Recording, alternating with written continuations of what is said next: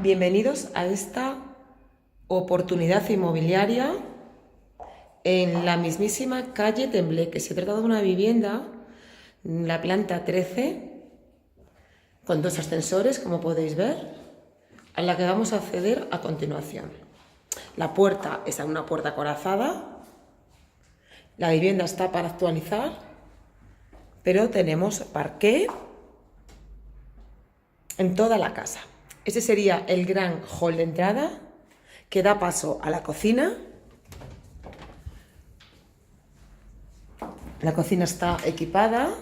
Aquí tenemos una alacena con gran capacidad y acceso a una pequeña, bueno, que no es tan pequeña, terraza tipo tendedero. Incluso hay una zona para lavar la ropa, como podéis ver.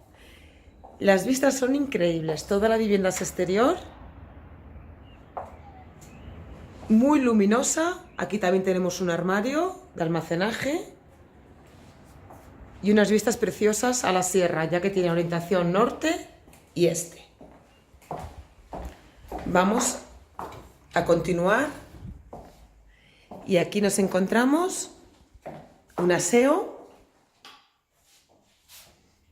con un mueble bajo lavabo, una habitación, aquí veis que hay aire acondicionado,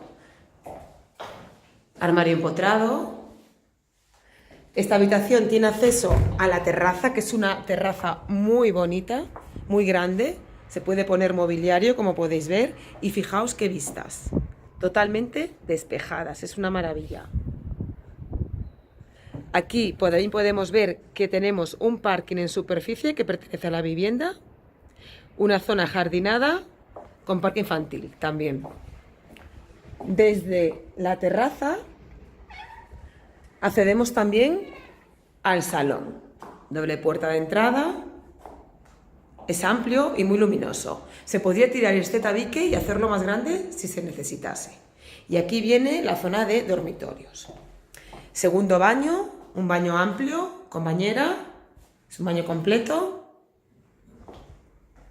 Una de las habitaciones, gran ventanal, armario empotrado con maletero. Aquí tenemos la habitación más amplia de la casa, que también tiene muy buenas vistas, y gran armario empotrado. Y por último, la cuarta habitación, que también tiene su armario de 3 cuerpos y orientación este. Como veis, la vivienda es muy amplia, muy luminosa, tiene calefacción central, garaje y trastero. Venid a verla porque es una oportunidad muy buena.